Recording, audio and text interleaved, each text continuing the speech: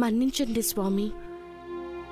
పరిణయానంతరం ఏ పరిణామం జరుగునోనని జననీ జనకుల్ని చూడకుండా ఉండగలమా? నీ అభిష్టాన్ని కాదనలేం సతీ. నందిని తోడుకొని వెళ్ళేదాం.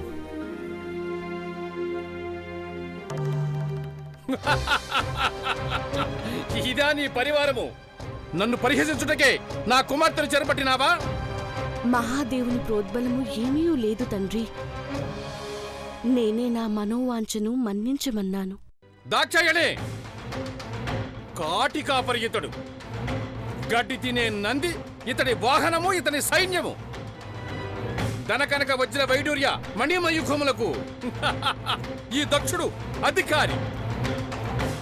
పాత్ర పట్టుకుని మెతుకు పెట్టమని ఇంటింటా భిక్షాటన గావించే ఈ శంకరుడెక్కడ?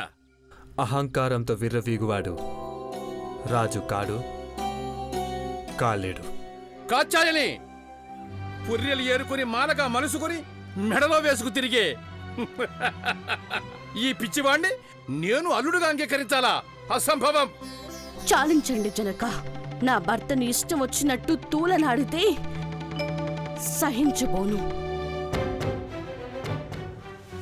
మీ ధన కనక వజ్ర వైడూర్య రత్న ఖచ్చితములను మీ శిరసున కుమ్మరించుకోండి.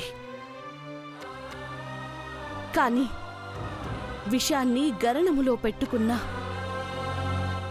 నా మీద ప్రేమామృతాల్ని కురిపించే